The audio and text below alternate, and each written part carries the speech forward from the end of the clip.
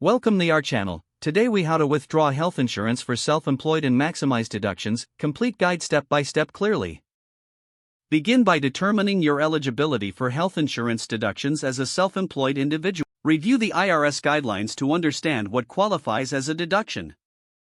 Identify the health insurance premiums you have paid throughout the year. Gather all necessary documentation, including premium invoices and statements. Choose a health plan that covers you, your spouse, and your dependents. Ensure that your health insurance plan is established under your business, not as an individual policy. Calculate your total health insurance expenses for the tax year. Fill out IRS Form 1040 and Schedule 1 to report your health insurance deductions. Enter your health insurance premiums on line 16 of Schedule 1. Transfer the total from Schedule 1 to line 8 of Form 1040. Consider utilizing a health savings account or HSA to maximize your deductions further. Contribute to your HSA within the allowable limit to reduce your taxable income. Make sure all contributions are well documented for future reference. Consult with a tax professional to ensure you're taking advantage of all available deductions. Review your filings to ensure accuracy and completeness before submission. Keep copies of your tax returns and health insurance documents for your records. If the page does not load, refresh the browser or try again in a private or incognito window.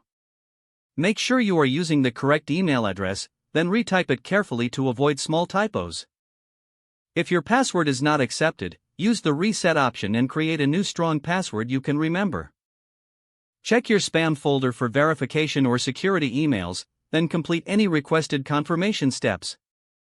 Enable two-factor authentication if available to improve account security and reduce unauthorized access risk. After signing in, review your profile details so your contact information and settings are accurate and current.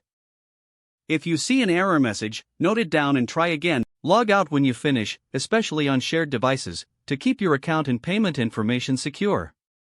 If the page does not load, refresh the browser or try again in a private or incognito window. Make sure you are using the correct email address, then retype it carefully to avoid small typos.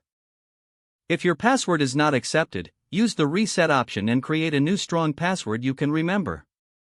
Check your spam folder for verification or security emails, then complete any requested confirmation steps. Don't forget to like this video and subscribe to our channel for more step-by-step tech guides.